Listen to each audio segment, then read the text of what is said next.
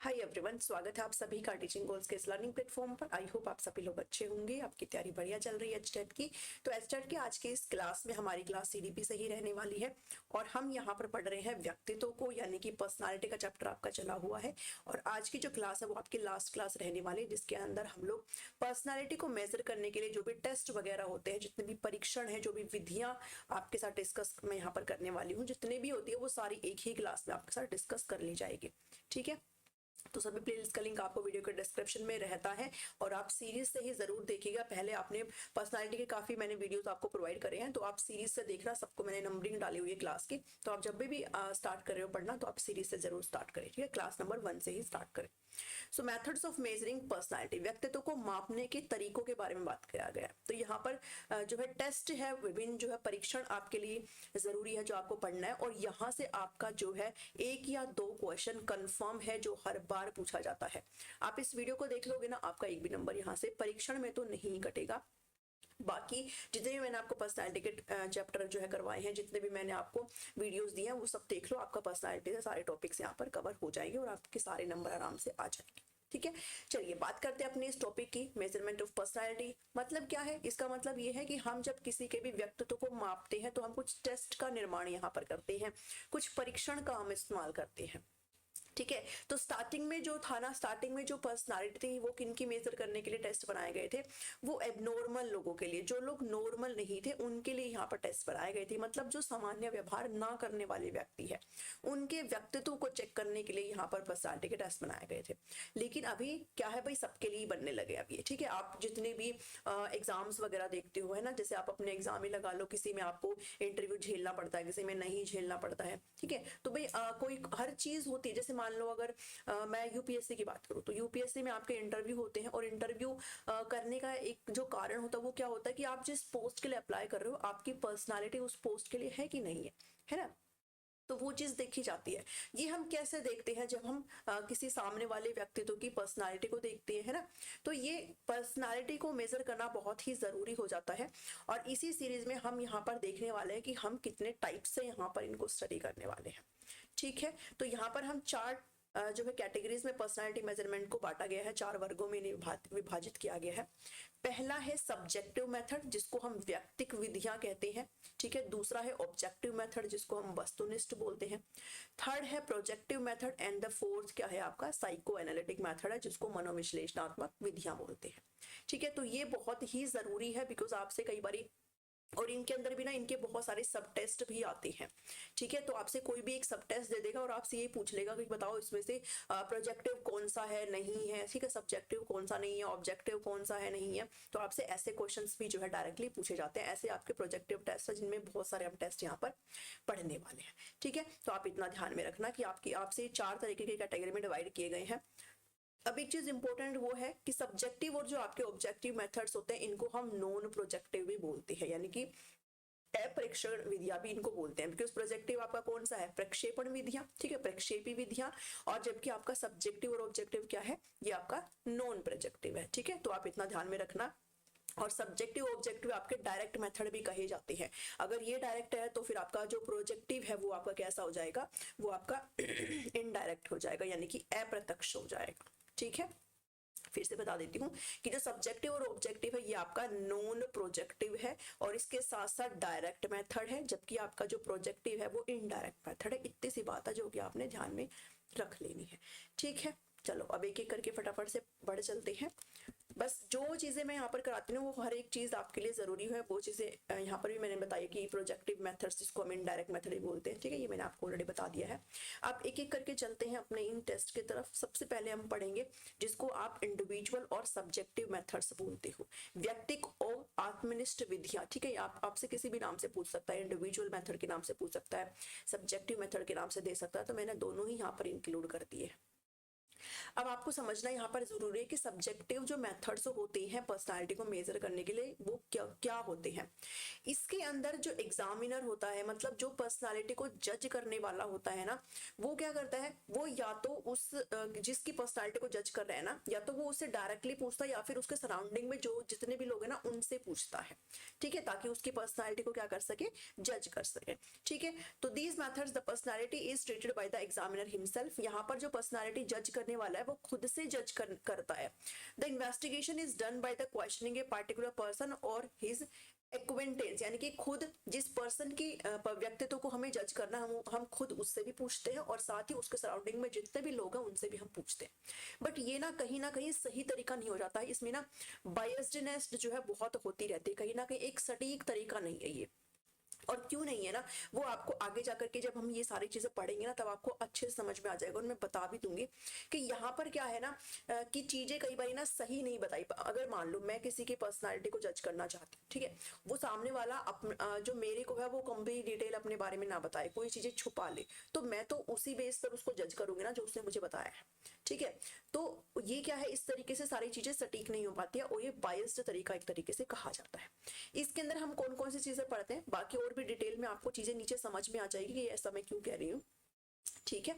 चलो, subjective method के अंदर जो सबसे पहला आपको पढ़ना है, भाई कितने आपको मेथड्स यहाँ पर पढ़ने हैं, आपने पढ़ना है केस स्टडी का मेथड यहाँ पर पढ़ना है, ठीक है, केस स्टडी यहाँ पर आपने पढ़ना है। दूसरा है भाई प्रश्नावली आपने पढ़ना है, क्वेश्चनेयर मेथड जिसको कहा जाता है, ठीक है, इंटरव्यू मेथड आपने पढ़ना है, ऑटोबायोग्राफी मेथड आपने सब्जेक्टिव के अंदर पढ़ना है, कुमुलेटिव रिकॉर्ड और एनेक्डोटल रिकॉर्ड बहुत ही जरूरी होता है, ये आपने समझना बहुत जरूरी है।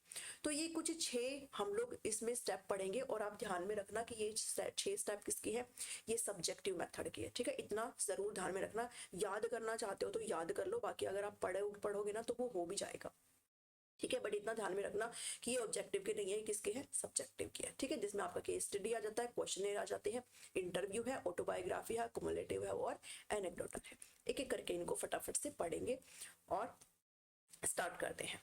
देखो, पर्सन हिस्ट्री मेथड यानी कि जो केस स्टडी वाला ये वही है, ठीक है, केस स्टडी वाला वही है, पर्सन हिस्ट्री मेथड। इसके अंदर क्या होता है ना, मैं आपको सिंपली ब्रीफ उसमें बता देती हूँ कि एक बहुत ही पॉपुलर मेथड है पर्सनालिटी का, ठीक है। इसके अंदर बेसिकली होता क्या है कि हम किसी भी इंडिविजुअल की हिस्ट्री को जानने की कोशिश करते हैं, उससे रिलेटेड अगर कोई इशू है तो वो इशू आ रहा है तो किस वजह से आ रहा है, तो उसके अंदर अतीत में जानने की कोशिश करते हैं उसके बारे में, ठीक है, यानी कि उसको पूरी तरीके से, जैसे केस स्टडी क्या होता है कि पूरी तरीके से घुस जाना उस चीज में ताकि हम सारी तह तक पहुंच सके, ठीक है। और हम ये कैसे कर सकते हैं इसमें, through this method the qualities, behavior and mental abilities of a person or a child are systematically studied. Under this method information is collected from any source. इसको आप ना बहुत ही सिंपल एग्जांपल से समझाती हूँ मैं आपको। जब भी किसी लड़की की शादी होना होता है तो उसके जो पेरेंट्स है, और लड़की नहीं लड़के वाले भी करते हैं, तो जब भी कोई लड़की या लड़के के लिए जो है रिश्ता देखते हैं, तो मान लो अगर लड़की के लिए देख रहे हैं तो लड़की के जो घर वाले हैं जब भी कोई लड़का देखते हैं तो उसका सारा हिस्ट्री वगैरह जानने की कोशिश करते हैं, ठीक है, अपने दूर के रिश्तेदार तक चले जाते हैं और जिस गांव में वो रहता है, जिस पर्टिकुलर एरिया में वो रहता है वहां पर अगर कोई रिश्तेदारी है किसी भी तरीके से तो निकालने की कोशिश करते हैं और उस लड़के के बारे में जानने की कोशिश करते हैं कि भाई ये लड़का सही है, कितना पढ़ा लिखा है, झूठ तो नहीं बोलता है ना, कोई खराब आदत तो नहीं है, स्मोकिंग तो नहीं करता है, ड्रिंकिंग तो नहीं करता है। तो ये क्या है, ये उसकी केस हिस्ट्री है, उसके बारे में जानने की कोशिश कर रहे हैं, उसके व्यक्तित्व का पता लगाने की कोशिश कर रहे हैं। और वो कैसे कर रहे हैं भाई, सबसे पूछेंगे, उस लड़के से खुद से भी पूछेंगे एक बार तो, ठीक है। अब वो जो बताएगा उस पर बिलीव नहीं करा जाता स्टार्टिंग में, पेरेंट्स से भी पूछते हैं, फिर रिश्तेदारी में अगर कोई चीजें निकल जाती है तो उनसे पूछते हैं, है ना। तो ये क्या है सारी चीजें कि उसके बारे में पूरा एक तह तक जाया जा रहा है उस लड़के के बारे में। सिमिलरली लड़के वाले लड़की के बारे में पूछते हैं, भाई कितना पढ़े लिखी है ना, क्या करती है। तो ये सारी चीजें किसमें आती है, ये आपका केस हिस्ट्री में आता है, ठीक है। तो ये चीज आप जरूर ध्यान में रख लेना, ठीक है। तो ये थोड़ा एग्जांपल से आप इस चीज को अच्छे से समझ सकते हो। जैसे भाई asking the person of a child himself, ठीक है, अगर आप किसी के बारे में की पर्सनालिटी को अगर जज करें तो आप खुद से उस बच्चे से पूछ सकते हैं।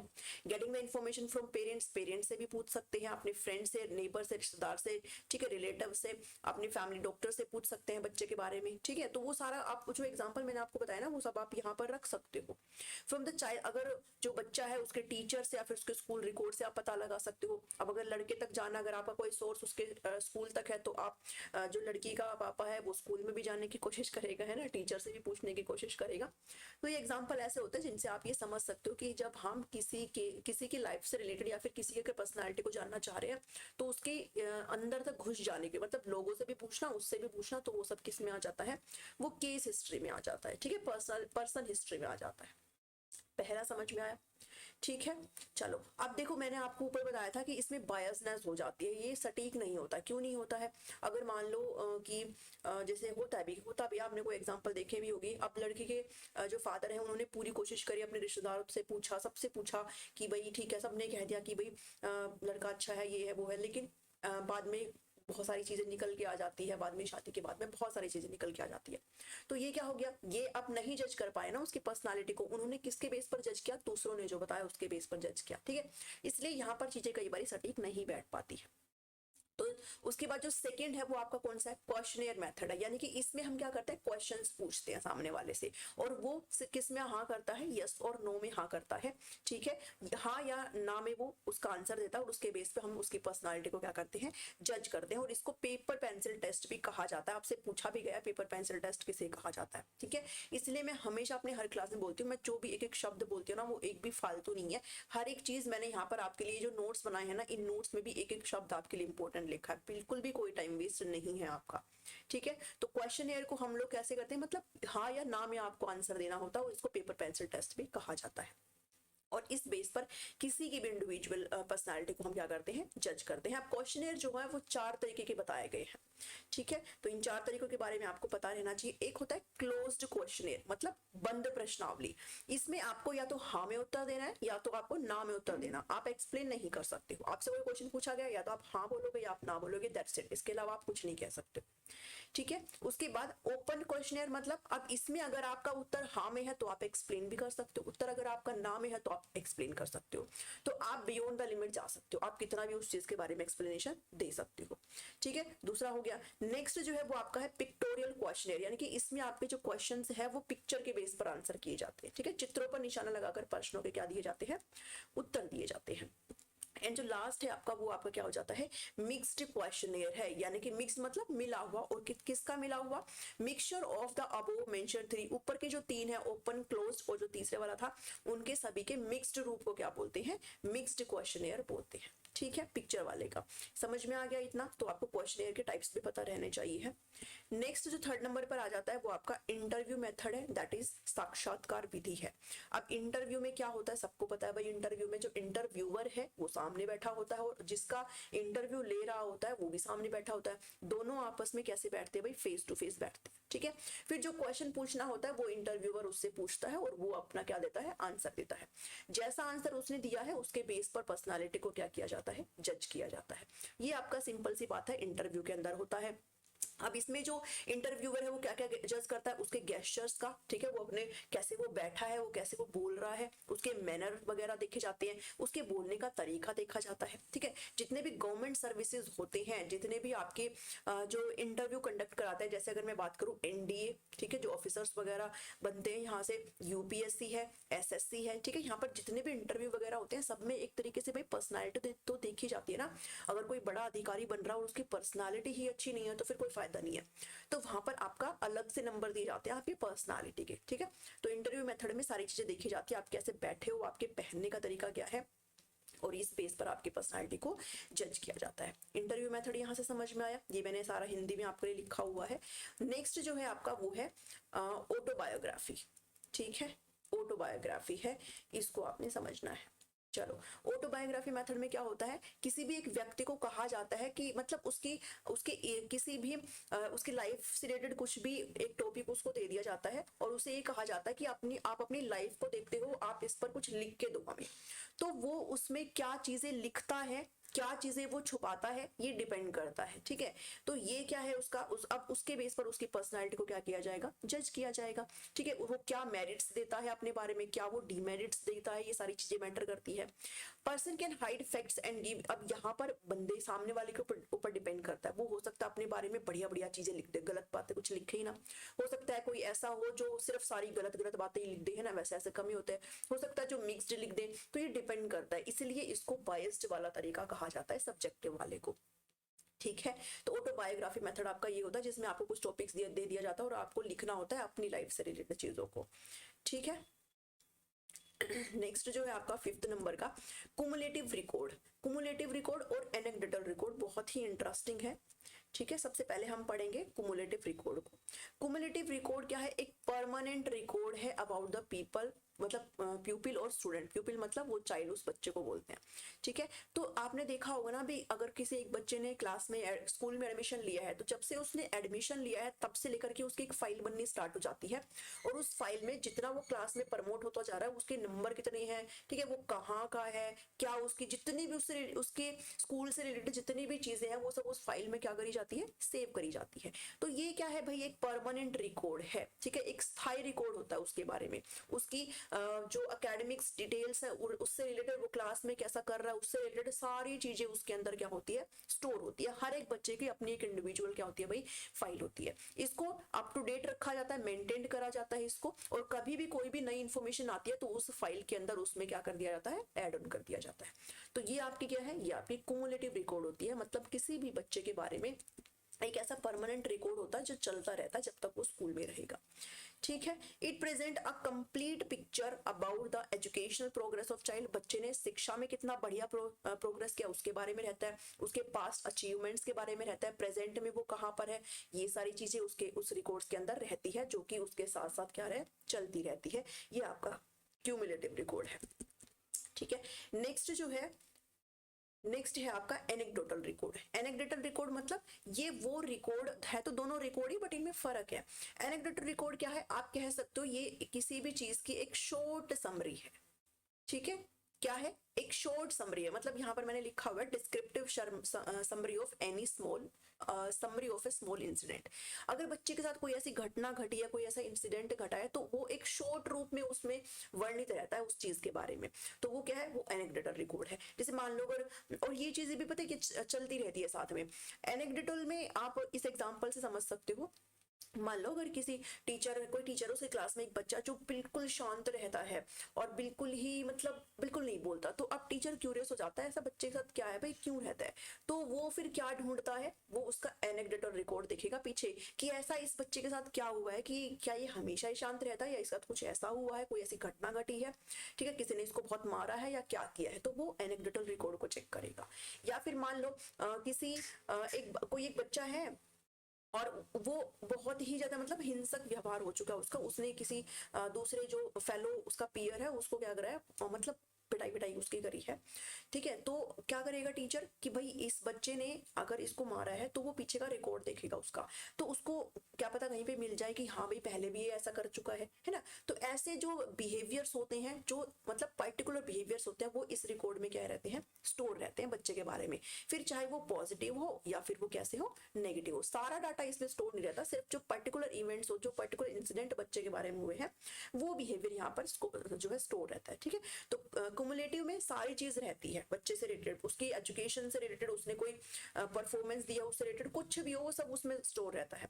एनेक्डोटल में कोई भी पार्टिकुलर मतलब एक शॉर्ट समरी टाइप किसी भी इंसिडेंट की इसमें स्टोर रहती है। इतना समझ में आया यहाँ से, ठीक है।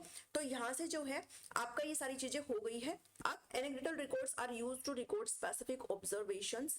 देखो मैंने यहाँ पर आपको बताया ना कि कुछ विशिष्ट ऑब्जर्वेशन यहाँ पर रहती है किसी भी बच्चे की, जैसे उसका कोई विशिष्ट व्यवहार है, कोई विशिष्ट स्किल है, कोई एटीट्यूड है, स्किल, ठीक है। तो ये अगर बच्चे का है तो ये एनेक्डोटल रिकॉर्ड में स्टोर रहता है, सारी चीजों की बात नहीं करी जा रही है, ठीक है। तो ये आपका पूरे जितने 5-6 थे जो कि सब्जेक्टिव मेथड के अंदर आते थे, वो इसमें हमने कर लिए हैं। सब्जेक्टिव मेथड थोड़ा सा बाइस्ड रहता है, इसमें जो है चीजें पूरी तरीके से क्लियर नहीं हो पाती है, ठीक है, क्योंकि इसमें जो जज करने वाला पर्सनालिटी को वो बाहरी तरीके से थोड़ा इन्फ्लुएंस्ड रहता है। बात करते हैं अब ऑब्जेक्टिव मेथड्स के बारे में। तो ऑब्जेक्टिव मेथड्स में ऐसा नहीं होता है कि वो बाहरी तरीके से इन्फ्लुएंस रहते हैं। ऑब्जेक्टिव मेथड में क्या होता है, जो पर्सनालिटी को जज करने वाला है वो डायरेक्ट जो है जिसकी भी पर्सनालिटी को जज कर रहा है, डायरेक्ट उसको ऑब्जर्व करने का काम करता है, ठीक है। कोई भी बाहर के लोगों को इंक्लूड नहीं करता उसमें, वो डायरेक्टली उसको ऑब्जर्व करके तब उसकी पर्सनालिटी को क्या करता है, जज करता है। तो इसलिए यहाँ पर जो है बायस्डनेस ऐसा कुछ भी नहीं होता है, ठीक है। Objective personality test definition is a self, ये जो है एक सेल्फ रिपोर्टिंग सिस्टम है, ठीक है, यानी कि खुद से जो पर्सनालिटी को जज कर रहा है वो खुद से रिपोर्ट कर रहा है, क्योंकि वो सारी चीजें खुद से ऑब्जर्व कर रहा है। Meaning the participant answer the questions on their own without influence from the outside source, यानी कि यहाँ पर बाहरी सोर्स का कोई भी इन्फ्लुएंस नहीं है, ठीक है। यहाँ पर जो आंसर्स होते हैं वो या तो यस और नो में होते हैं, और इसलिए इनको जो है सेल्फ रिपोर्टिंग सिस्टम इनको कहा जाता है, और बाहरी किसी भी चीज का कोई भी प्रभाव नहीं होता है। ये आप ध्यान में रखना ऑब्जेक्टिव के अंदर, ठीक है। ऑब्जेक्टिव में आपके कितने हमने पढ़ने हैं, तो ऑब्जेक्टिव में ये 5 हम यहाँ पर पढ़ेंगे। सबसे पहला है आपका पर्सनालिटी इन्वेंटरी, सेकंड है रेटिंग स्केल, थर्ड है सोशियोग्राम, फोर्थ है control observation method and the fifth is checklist, ठीक है। तो ये ध्यान में रखना ऑब्जेक्टिव मेथड में कितनी है, ये 5 है। आपसे कई बार घुमा के फिर आके पूछ लेता है कि आपसे जैसे मान लो इनमें से 4 दे देंगे और एक उठा के सब्जेक्टिव का दे देगा, तो आपसे पूछ लेंगे बताओ ऑब्जेक्टिव का कौन सा नहीं है। तो आपको ये सारी चीजें भाई देखो ध्यान रखनी ही पड़ेगी, ठीक है। समझाना मेरा काम है, बाकी आप ध्यान में रखना आपका काम है, ठीक है। तो एक एक करके इनको भी पढ़ेंगे। Personality inventory, first personality inventory जो है आपकी पहली इन्वेंटरी है भाई, ठीक है। पहली परिसूची इसको हिंदी में बोल सकते हैं, ठीक है। वस्तु सूची, वास्तु सूची नहीं है, ये वस्तु सूची है, ठीक है। तो पहली इन्वेंटरी पर्सनालिटी की कौन सी है, पर्सनालिटी इन्वेंटरी है। इसको वुडवर्थ ने दिया था, ठीक है, ये भी ध्यान में रखना, वुडवर्थ ने दिया था। और ये जो मतलब किसने दिया था, क्या उसमें हो रहा है, ये चीज आपको ध्यान में रखनी है। और किसके लिए, मेंटली इल सोल्जर्स के लिए, सेकेंड वर्ल्ड वॉर के दौरान जो मानसिक रूप से जो सैनिक बीमार थे उनके लिए थोड़ा सा कहीं ना कहीं उनको उनका निवारण करने के लिए इन सारी चीजों को बनाया गया था, ठीक है। इसमें जो है क्वेश्चनियर्स होते हैं related to each aspect under different aspect, और यहाँ पर जो आंसर करना होता है वो यस और नो में करना होता है। This method is used to know the maladjustment of a child of a person, बच्चा कितना कुसमायोजित है, कितना उसका एडजस्टमेंट खराब है, उस चीज को भी जानने के लिए यहाँ पर सारी चीजें करी जाती है। और इसका जो एक अलग नाम है वो है सेल्फ असेसमेंट और इन्वेंटरी। सेल्फ इन्वेंटरी मेथड भी बोलते हैं, सेल्फ असेसमेंट बोलते हैं, सेल्फ रिपोर्ट भी बोलते हैं, ठीक है। ये चीज आपने ध्यान में रखनी है भाई। बहुत सारे इसके नाम है जो कि मैंने नीचे अलग से इंक्लूड करे हैं, ये ध्यान में रख लो, ठीक है। पर्सनालिटी इन्वेंटरी को क्या क्या बोलते हैं, सेल्फ असेसमेंट टेस्ट बोलते हैं, सेल्फ इन्वेंटरी टेस्ट बोलते हैं, सेल्फ रिपोर्ट भी बोलते हैं, और साइकोमेट्री टेस्ट यानी कि मनोमिति परीक्षण भी बोलते हैं। तो ये आपने जरूर ध्यान में रखना है। मैंने तो सारी ही चीजें आपके लिए इंक्लूड करी है, ठीक है, इसलिए मुझे कंटेंट बनाने में बहुत टाइम लग जाता है। सम पॉपुलर पर्सनालिटी, अब कुछ पर्सनालिटी इन्वेंटरी है, कुछ व्यक्तित्व वस्तु सूचियां हैं, परिसूचियां हैं जो कि आपको ध्यान में रखनी है, जिसमें से एक सेकेंड अपने आप ही चला जा रहा है पेन, एक सेकेंड रुक जाओ, ये अपने आप ही पेन चला जा रहा है।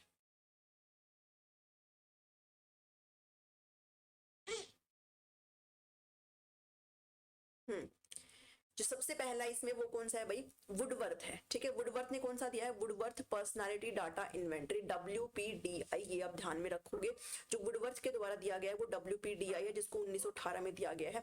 सेकंड जो है वो ये काफी जरूरी है, MMPI यानी कि मिनेसोटा मल्टीफेजिक पर्सनालिटी इन्वेंटरी, MMPI, जिसको हाथवे और मैककिलने ने दिया था 1940 में, जिसके अंदर जो आइटम्स थे वो कितने थे, 550 आइटम्स थे भाई। देखो ये ना आपको ध्यान में ही रखना पड़ेगा कि किस कौन सी इन्वेंटरी, कौन सा टेस्ट जो है वो किसने दिया था और उनके अंदर कितने आइटम्स थे, ये सब आपको खुद से ही ध्यान में रखना पड़ेगा, ठीक है। तो देखो हाथवे ने दिया था, क्योंकि MMPI और इसका दोबारा संशोधन भी हुआ था, ये भी ध्यान में रखना। तो MMPI है वो किसने दिया था भाई, हाथवे और मैककिलने ने 1940 में दिया था, इसमें 550 आइटम्स थे।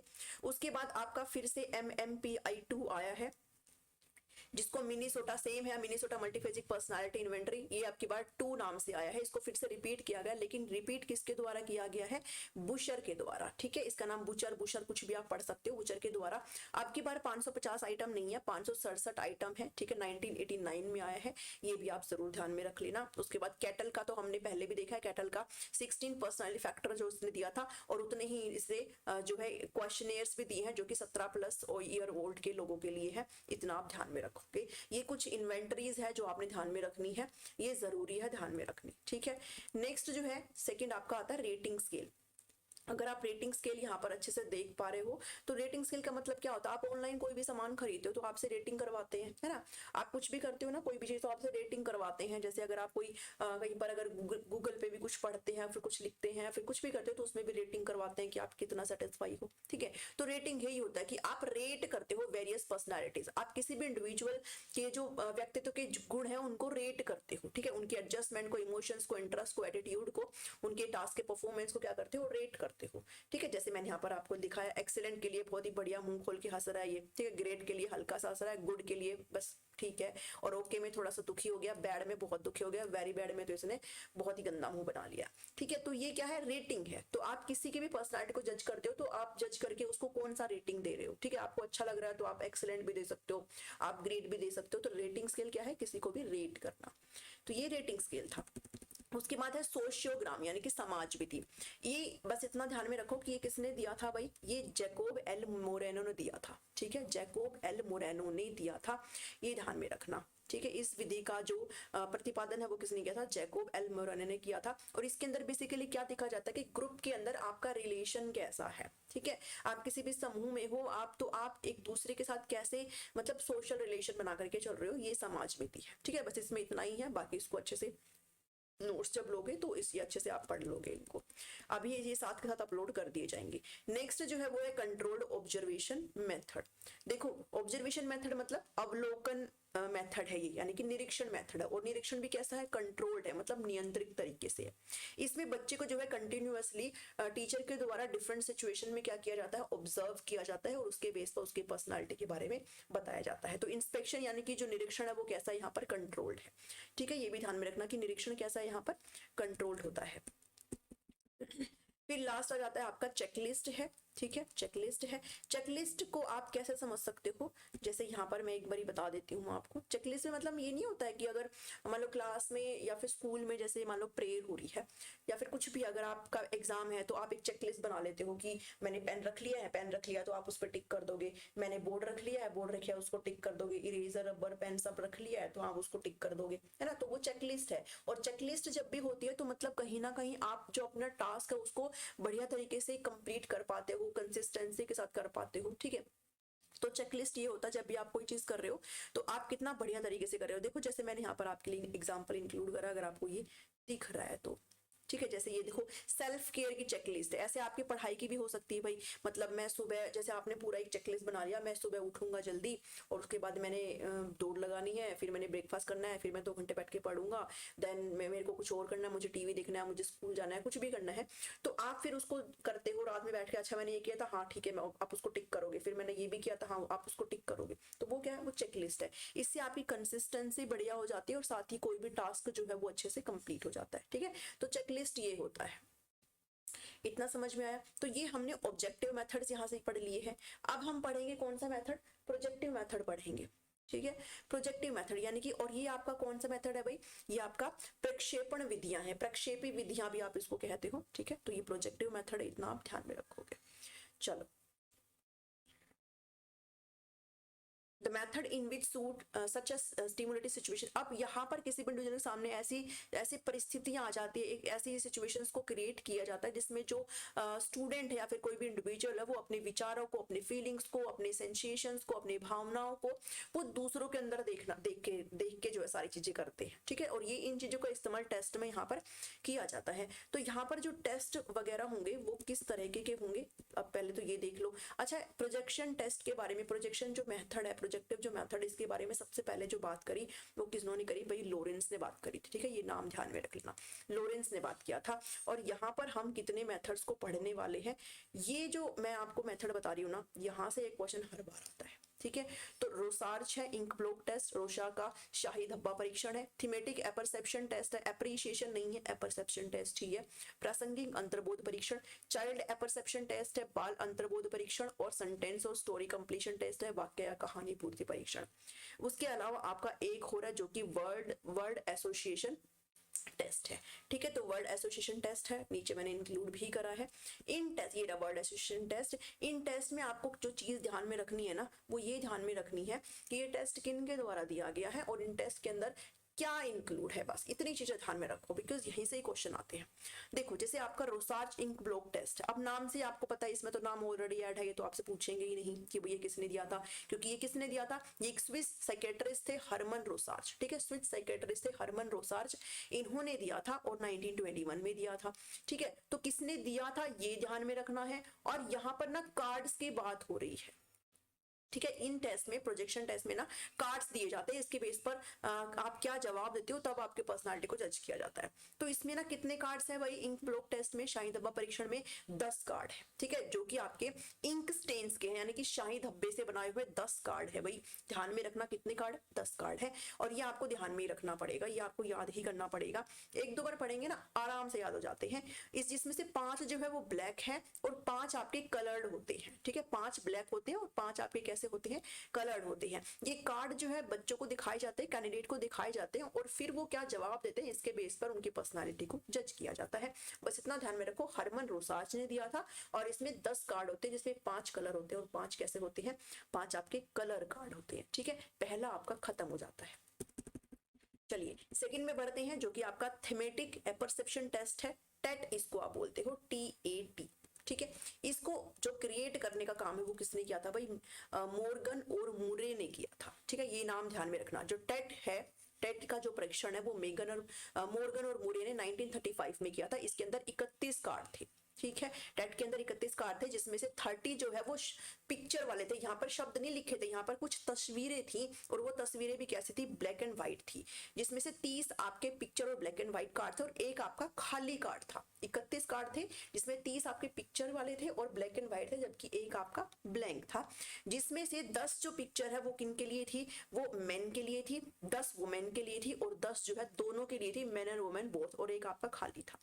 ठीक है, तो एग्जामिनी को 10 कार्ड जो है 1 बाय 1 शो किए जाते थे and asked to tell a story, और उनसे कहा जाता था कि आप स्टोरी बताओ। आपने पिक्चर देख लिया ना, आपने इन कार्ड्स की पिक्चर देख ली, अब आप एक अपनी स्टोरी बताओ। तो उनके बेस पर भाई वो कैसे अपने थॉट लगाते हैं, कैसे अपने आप को एक्सप्रेस करते हैं, अपनी क्या फीलिंग्स लगाते हैं, इसके बेस पर उसकी पर्सनालिटी को क्या किया जाता था, जज किया जाता था। ठीक है, तो यहाँ पर ध्यान में रखना 31 कार्ड किसमें थे, ये आपका थीमेटिक एपर्सेप्शन टेस्ट में थे, जिसको मोर्गन और मूरे ने दिया था। बहुत ही इजी चीजें हैं, इतना कुछ महान नहीं है। और जो मैंने आपको लिख करके यहाँ पे दिया है ना, इससे बढ़िया आपको कुछ नहीं मिल सकता। ठीक है, सारी ही चीजें मैंने आपके लिए यहाँ पर इंक्लूड कर दिया है। अब इस टेस्ट को रिवाइज करने का काम किया गया मोर्गन के द्वारा 1938 में। मोर्गन और मूरे ने 1935 में इसको दिया था, लेकिन मोर्गन ने 1938 में इसको रिवाइज किया और फिर इन्होंने 31 कार्ड की नहीं बल्कि कितने कार्डों की बात करी, इन्होंने 20 कार्डों की यहाँ पर बात करी।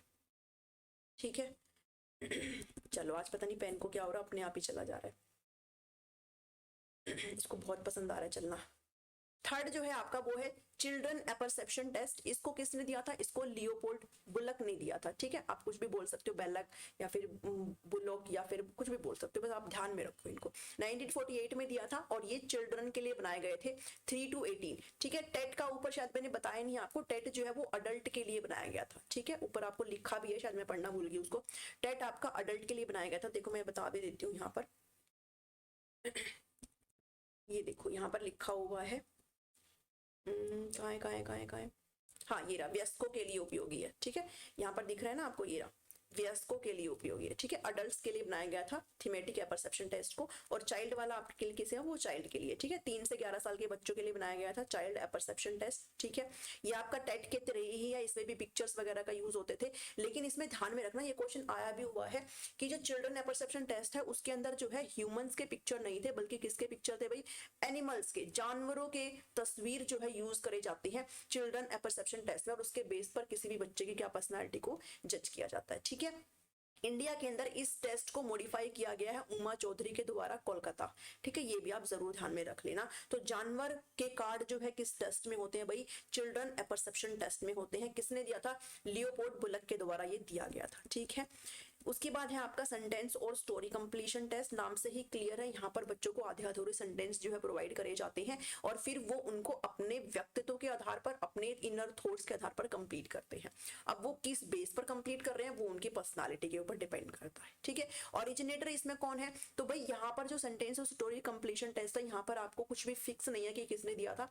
तो मैं यहाँ पर 2-3 नाम बता देती हूँ। पाइने और टेंटलर अगर हो तो क्लिक कर देना, या फिर कभी कभार आपको रोडे भी लिखा मिल सकता है, तो मैंने यहाँ पर आपको लिखा है, तो अगर रोडे आए तो रोडे पे क्लिक कर देना, और पाइने और टेंटलर हो तो यहाँ पर इन पे क्लिक कर देना। ठीक है, तो यहाँ पर जो है आपको इनकम्प्लीट सेंटेंसेस दे दिए जाते हैं और आपकी पर्सनालिटी के बेस पर आप क्या सोच रखते हो, कैसा आपका इनर माइंड है, इसके बेस पर आप उसको क्या करते हो, कंप्लीट करते हो।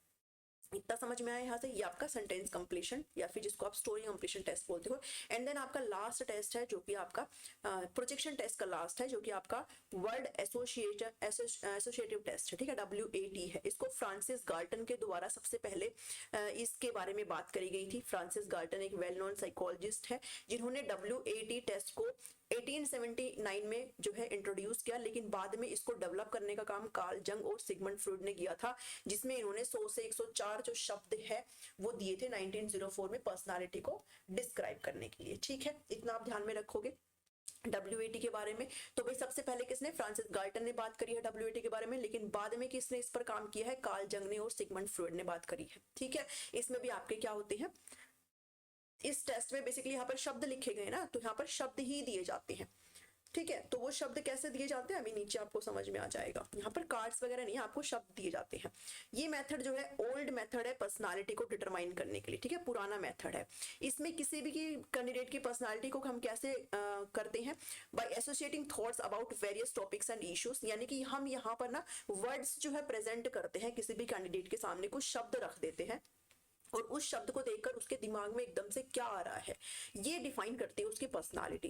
ठीक है, जैसे आपने ये वाला पता है कहाँ होता है? आपने NDA वगैरह का अगर एग्जाम कभी दिया है ना, तो NDA के अंदर क्या होता है भाई, ये जो SSB का प्रोसेस होता है ना, उसमें ये चीजें होती हैं कि आपको एक वर्ड दे दिया जाएगा। जैसे मान लो वर्ड दे दिया आपको स्क्रीन पर यूथ, अब किसके दिमाग में यूथ से रिलेटेड क्या आ रहा है?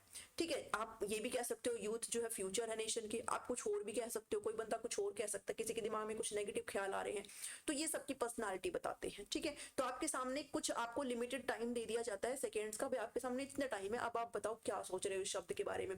जैसे वेस्ट दे दिया तो आप किसी के दिमाग में आएगा avoid wastage of resources by managing them efficiently, आप जो जितने भी संसाधन है उनका वेस्ट जो है उनको खराब करना आप कम कर सकते हो। ठीक है, तो ये सारी चीजें हैं जो यहाँ पर डिपेंड करती है भाई किस वर्ड को आप कैसे लेते हो। ठीक है, किस वर्ड को आप कैसे लेते हो यहाँ पर ये डिपेंड करता है। ठीक है, जैसे आपसे कोई और भी शब्द यहाँ पर लिए जा सकते हैं भाई, जितने भी शब्द है ना, आपको जितने भी शब्द है ना वो डिपेंड करता है आपकी कैसी पर्सनालिटी है, आप क्या सोचते हो उनके बारे में। जैसे वरी का शब्द मैंने दे दिया, ठीक है, जितने आप जैसे मान लो मैंने वरी के बारे में आप क्या सोचते हो भाई, worrying after the exam is futile, है ना, अगर एग्जाम ओवर हो चुका है तो सोचना ही क्या उसके बारे में। तो यहाँ पर जो है ये सारी चीजें मैटर करती है कि आपके सामने कोई भी शब्द है, जैसे मैंने यहाँ पर एग्जांपल के लिए आपको ढेर सारे शब्द हैं, इनको एक्सप्लेन करना इतना जरूरी नहीं है, बस आप इतना समझो कि जितने भी शब्द होते हैं ना, जैसे मान लो आपके सामने कोई भी शब्द दे दिया, आप उसके बारे में क्या सोचते हो वो आपकी पर्सनालिटी है, दैट्स इट। ठीक है, WAT के बारे में फ्रांसिस गाल्टन ने इसको सबसे पहले दिया था, देन बाद में इसको काम करने का काम किसने किया था? कार्ल जंग ने और फ्रॉइड ने किया था। इतना बस ध्यान में रखो इसके बारे में। नेक्स्ट जो फोर्थ टाइप है वो आपका है साइको एनालिटिक मेथड है। ठीक है, और इस साइको एनालिटिक मेथड में हम लोग क्या करते हैं, एक पढ़ेंगे फ्री एसोसिएशन टेस्ट। इसके अंदर हम दो टेस्ट को पढ़ेंगे, एक फ्री एसोसिएशन टेस्ट और दूसरा आपका ड्रीम से रिलेटेड है। ठीक है, तो फ्री एसोसिएशन टेस्ट में हम क्या करते हैं, अब इस टेस्ट को ओरिजिनेटर कौन है भाई, फ्रॉइड के द्वारा दिया गया है। साइको एनालिसिस नाम से आप समझ सकते हो, ठीक है, फ्रॉइड के द्वारा दिया गया क्योंकि जनक माने जाते हैं। This method is generally used for mental patient, जितने भी मानसिक पेशेंट है ना, जिनको मानसिक समस्या है, उनके ऊपर इस टेस्ट का इस्तेमाल किया जाता है। इसमें जो साइकियाट्रिस्ट होते हैं वो हिप्नोटाइज करते हैं पर्सन को, brings him into semi conscious state and ask questions, यानी कि हिप्नोटाइज करते हैं उनको, मतलब एक तरीके से सम्मोहित टाइप, आपने देखा होगा ना मूवीज में, वो ऐसे थ्रेड लगाकर ऐसे घुमाते हैं और ऐसे कहते हैं आप बताओ तुम्हारे दिमाग में क्या चल रहा है ना, वो ऐसे ऐसे ऐसे ऐसे ऐसे ऐसे उसकी तरफ देखता रहता है। तो ये वही चीज है। ठीक है, देखिए दिमाग में घुसने का प्रयास करते हैं कि आपके दिमाग में चल क्या रहा है चीजों को, ताकि आपकी समस्या को हम सोल्व कर पाए। ठीक है, उसको सेमी कॉन्शियस स्टेट में लाते हैं, देन उससे क्या पूछते हैं भाई, क्वेश्चंस पूछते हैं। ठीक है, ताकि उसकी जो भी माइंड रिलेटेड समस्या उसको सोल्व किया जा सके। तो ये आपका ये वाला टेस्ट था। अब आपका जो है ड्रीम एनालिसिस है। In this method the person is asked to describe his dream. इसमें क्या है भाई, ड्रीम को आपने सपने में क्या देखा उसको एनालाइज करने का, ठीक है, उसका फिर निवारण करने का। आपसे पूछा जाता है कि बताओ आपने सपने में क्या देखा। अब आपके सपने के एनालिसिस के बेस पर आप जितने भी अनसेटिस्फाइड डिजायर पे सपना क्या आता है ना, जितना मुझे पता है सपना तो हम तब लेते हैं जब मान लो अगर हम कुछ बहुत ही बढ़िया डीपली कुछ सोच रहे हैं दिन में, तो रात में आप उसी के बारे में ही सोचना, ज्यादातर आपको सपने में वो चीजें दिखाई देती है।